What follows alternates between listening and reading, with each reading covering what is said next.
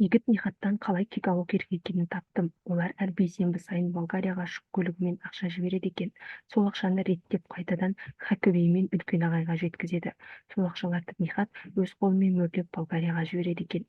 Міне осы жерде біз Нихатқа тосын сый жасаймыз. Дәрия, сенің маған көмегің керек. Бұл жерде ең басты адам сен болып тұрсың.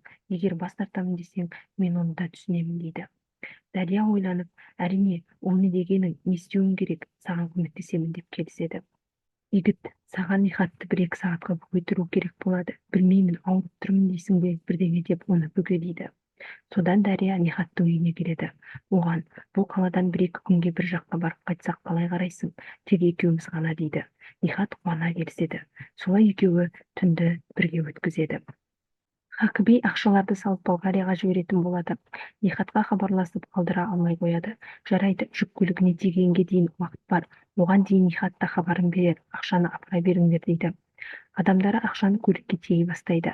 Нихатқа хабарласады, бірақ Нихат байланысқа шықпайды. Сонымен ақшаны Нихаттың мөрсіз көлікке салып жібереді. Жүк көлігін жолда торуылдап егіттер күтіп тұрған еді. Жүк көлігінің жүргізушісі тоқтап, тамақтануға шығып кетеді.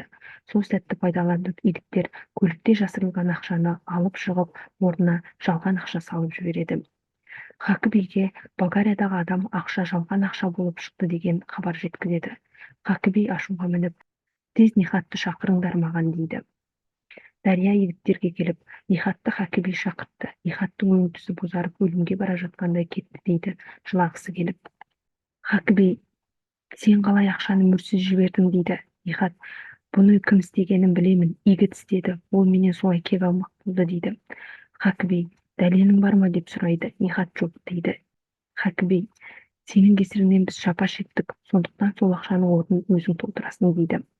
Нихат, иә, ақшаны қайтарамын, және бұны кім істегенін де анықтаймын дейді. Нихат адамдарды жалдап, егітті өлтіресіңдер, міне ақша, қалғанын іс біткен соң аласыңдар деп тапсырыс береді. Барлығы кешке Эмирдің Анкараға прокурор болып жұмысқа орналасқан атап өтпек болып жиналған еді. Егітте аналарын ертіп жетеді. Эмир алдынан шығып күтіп алады. Анасы үйге кіріп кетеді. Осы сәтте көше басынан көлікке мінген қаруланған адамдар егітті нысанға алып өлтірмек болып келе жатқан еді. Зылиха, пальтом қайда? Пальтомды көлікте ұмыттым деп кері сыртқа қарай шығып келе жатқан еді. Сол сәтте көліктегі адамдар оқ жаудыра бастайды. Егіт пен Эмир көліктердің артына жасырынып үлгереді. Егіт оларға қарсы оқ атып қорғана бастайды. Егіт пен Эмирге оқ дарымайды. Ал атылған оқтардың біреуі Зылиханың кеудесіне тиіп, сол жерде суық құлайды. Барлығы Зылихаға қарай жүгіреді. Жедел жәрдем шақырғанымен тиген оқтан Зылиха сол жерде жан тапсырады. Эмир егітке, осының бәріне сен кінәлісің.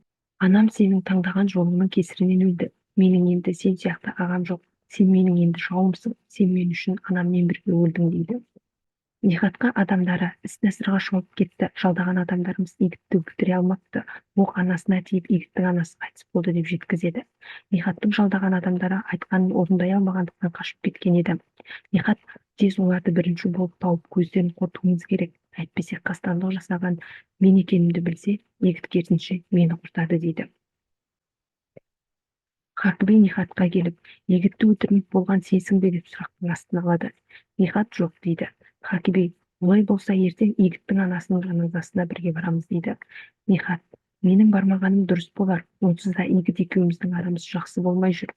Мені көргені болмас дейді. Хакібей, бармасаң жұрт сенен күдіктенеді, менің де күмәнім бар дейді. Нихат, сізге күмән келтірмес үшін онда барайын дейді. Аналарымен қоштасу сәтінде Эмир мен егіт бір-бірімен тіл қатыспайды. Эмир егітке суық көзқарас танытады. Дәрия, олар туған аналарының жаназасында былай тұрғандары жарамас деп Эмирмен сөйлеспек болып жанына келіп, егіт екеулерің бауырсыңдар, бұлай болмайды дейді. Сол сәтте егітке Хакібей мен Нихат келіп көңіл айтып жатады. Эмир оларға қарап, егіт аналармен бір топта болған кезде ол менің бауырым емес дейді.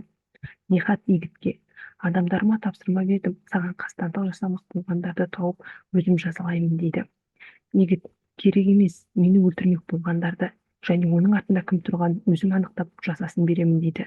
Нихат үрейленіп, өңі бозарып кетеді. Дәрия, егітті өлтіруге тапсырыс берген сенсің бе дейді Нихатқа. Нихат, Сен Игіт мені қалай алдап кеткенін білесің ғой, себебі ол жерге сенің де қатысың бар. Игіттің ақшаны ұрлауына сен көмектестің. Игіт сенің арқаңда бір өлімнен аман қалды дейді. Дария түсінбедім дейді таңырқап. Нихат, егер мен Хакібейге сол күні сен мені бөгіп қалғаныңды айтсам, олар сені барлығын айтуға мәжбүрлейтін еді.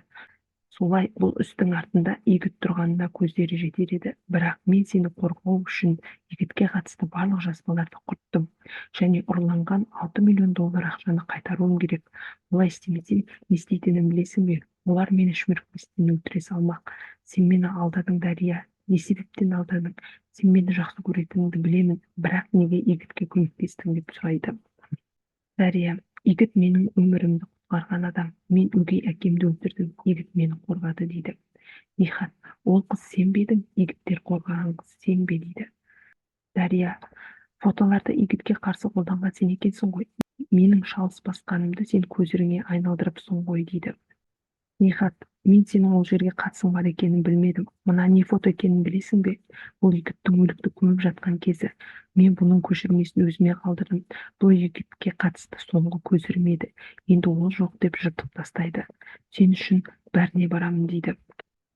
Сосын мен бұлай екі ойлы сезімде жүре алмаймын. Не мені, не Игітті таңда дейді.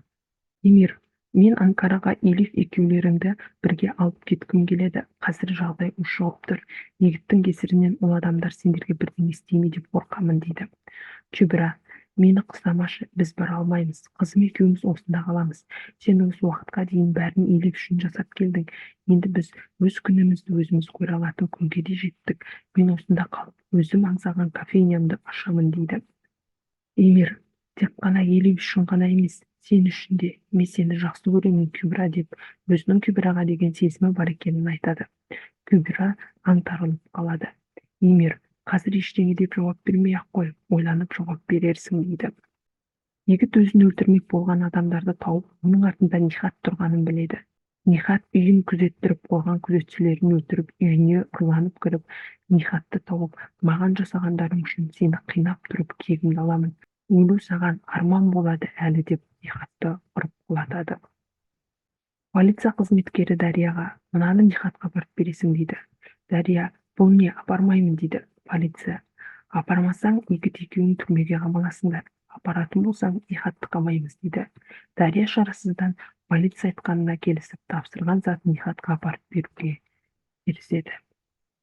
Алдағы уақытта каналымда Аралдың сериалының жалғасын салатын боламын, сондықтан да қолдау білдіріп, лайк басып, каналыма тіркеліңіздер. Видеоның соңына дейін көргендеріңізге рахмет.